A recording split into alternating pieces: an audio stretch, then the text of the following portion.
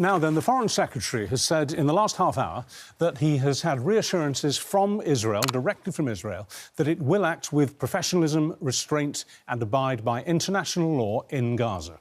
It comes as the UN has warned that civil order is said to be breaking down as people are in search of vital supplies. And we're joined now by Education Minister Robert Halfon, who has lots of interesting things to talk to us about education, which I promise you we will get on to, Ms Halfon. But we have to deal with the story of the morning. What do you make of what James Cleverly has announced? What do you think that means in terms of the reality of what Israel's progress into Gaza might be, and indeed for the fate of those in Gaza? Well, we have to go back 3 weeks and remember that Israel had its biggest attack on Jews since the Holocaust because of the actions by the terrorist organisation Hamas. And Israel has every right to defend itself, to take out the Hamas tunnels. It's worth remembering there are over 200 hostages still in the tunnels in Gaza, from not just from Israel, but from sadly from all over the world. There were reports today that Hamas is not letting British and other foreigners, international people, out of Gaza. So Israel must take out the Hamas regime, because they have caused the Palestinians enormous amount of suffering, as well as launching horrific terrorist attacks on Israel. Is there a critical mass beyond which you think you would have to say that Israel had passed? I mean, for example, you had 2 or 3 weeks ago President Biden making it crystal clear to the Israelis that they shouldn't make the same mistakes that the West made after 9/11, that they should give a proportionate response. At what point do you think the response that we're seeing now happening in Gaza, in your view, becomes disproportionate? Well, I think it's very hard to say what proportion means, because, you know, if Hamas went and murdered babies and raped women, is it proportionate that Israel would go and do such a thing? Of course not. It would be unthinkable. What Israel has to do is it has to defend itself. Remember that also, and it's often not reported as widely, that thousands and thousands of missiles have been fired from Gaza, particularly over the past 3 weeks, into all parts of Israel, from Tel Aviv, Jerusalem and the south of Israel. Israel has to take out the Hamas network. It is the equivalent, Hamas is the equivalent of ISIS in that part of the Middle East. They put their local population under enormous strain. They use their population to defend themselves, whereas Israel is acting to defend its citizens from attack from terrorists. We've reported those explosions that have been going the other way, as you might say. So there are organisations that are reporting that, and no one would in any way want to even come close to saying anything that lessened the horror of October the 7th.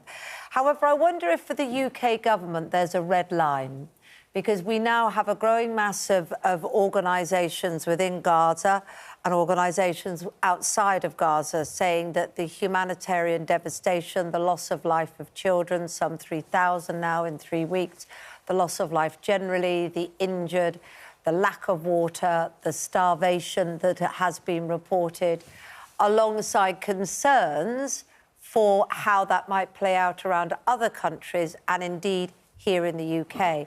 Is there a UK government red line for which they would have to change their position on a ceasefire?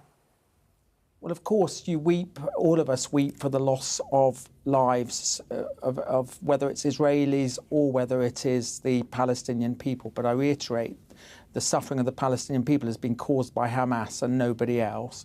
The Prime Minister has been very clear that Israel has the right to defend itself, to take out the Hamas networks. Remember, the tunnels underneath Gaza are full of weapons and missiles, are something like 300 miles long, and they have to take out the terrorists. We still have over 200 hostages in Gaza.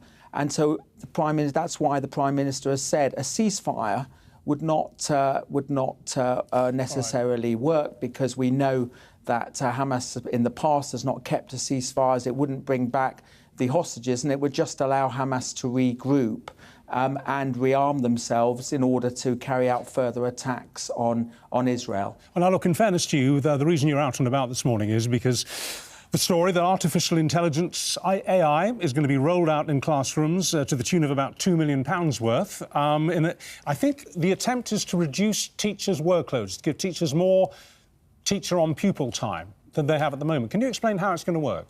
Yes, so what we're doing, we're investing £2 million into the Oak Academy. That's an online platform that teachers have been using since COVID. About 30,000 teachers use Oak Academy successfully. And the whole purpose of what we're trying to do is ensure that AI represents a real opportunity for teachers by reducing their workload, so they spend less time on bureaucracy and more time in the classroom. It helps with data analytics, for example, analysing the work of students. It helps provide a virtual assistant or a personal assistant to every teacher on their desk. It helps also with enhanced collaboration because it can be used for professional continuous development and also sharing best practice with other teachers. So AI has enormous amounts of opportunities. The Oak Academy is a trusted source by teachers. It's regarded as blue chip, but it will be open source so that once the information is uploaded and the AI materials developed, that can then be used by other educational organisations or companies. OK, and when will this be rolled out? It's going to be rolled out now. In fact, the money's coming to the Oak Academy by the end of the year, and we expect it to be rolled out pretty soon. OK, I wish we had more time to talk about it, because personally I'm fascinated by it. But yeah. You got the main message across. Thank you. You've got to go off to other things. Thank you. Good to speak to you this morning. Thank you very much indeed.